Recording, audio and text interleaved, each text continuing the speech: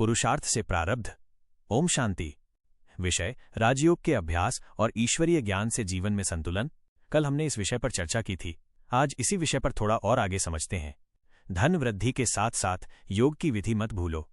इसमें कोई संदेह नहीं कि जीवन यापन के लिए धन की वृद्धि में इतना लिप्त नहीं हो जाना चाहिए कि वो उस परमपिता परमात्मा को ही भूल जाए जो सब कुछ देने वाला है। उसे भूलने से ही धन का अभिमान आता है और धन का दुरुपयोग भी होता है। अन्यथा यदि मनुष्य यह याद रखे कि ये धन उस परमपिता ने ही दिया है तो उसे ये भी रहेगा कि उसका उपयोग उसके आदेश अनुसार ही करना है। योग अभ्यास को एक तरफ रखकर धन वृद्धि के पीछे भागना मृग तृष्णा तुल्य है और ये बुद्धिमानी भी नहीं है कि हम अविनाशी सत्ता को छोड़कर विनाशी वैभवों की ओर भागे। हमें याद रखना होगा कि इस विनाश के काल में धन संपूर्ण सुख नहीं देगा और बहुत अविनाशी कमाई जो कि हमने योग की विधि द्वारा जमा की होगी हमारा साथ देगी, वह हमें सुख देगी। बाकी सब कुछ राख बन जाएगा। इसी के साथ साथ ये भी अटल सत्य है कि जो मनुष्यात्माएं योग अभ्यास में वृद्धि करते हैं अथवा योग युक्त रहते हैं उन्हें कभी भी धन की कमी नहीं होती, और जो धन वृद्धि के लोभ में योग को भूल जाते हैं उन्हें कभी भी तृप्ति नहीं होती।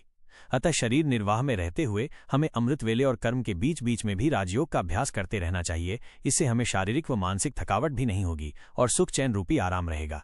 मेरी जिम्मेदारी है, इस बोझ को हल्का करो। कौन किसका जिम्मेदार है, जबकि मनुष्यात्मा अपना अपना भाग्य लेकर आई है। यह सत्य सिद्धांत भूलकर यों ही मनुष्य स्वयं को जिम्मेदार समझकर चिंतित रहता है और ये सोचकर कि मेरे इतने बच्चे हैं, मेरा इतना परिवार है, मेरे ऊपर इनकी जिम्मेदारी है, वो रात दिन उन्हीं का चिंता में रहता है और इस प्रकार एक के बाद एक चिंता का जन्म देकर वो मौत के मुंह का ग्रास बन जाता है। कितना साधारण विचार है ये। भगवान जो कि संपूर्ण विश्व का जिम्मेदार है सदा निश्चिंत है, और मनुष्य जो कि 4 बच्चों का जिम्मेदार है सदा चिंतित है। मनुष्य अपने लिए कम परंतु दूसरों के लिए अधिक जंजाल बनता है और प्रत्येक मनुष्य दूसरों के लिए चिंता करने का परिणाम भी चख चुका है।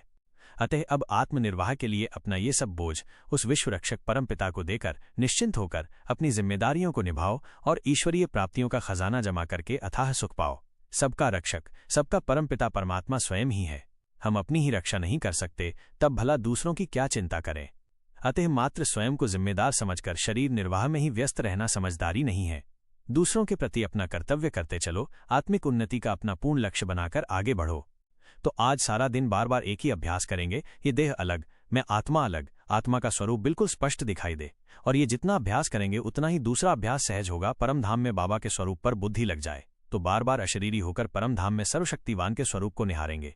चाहे एक बार ये अभ्यास 10 सेकंड करें, लेकिन 50 बार कर ले सारे दिन में तो शाम तक हम अनुभवों की खान बन जाएंगे। ओम शांति।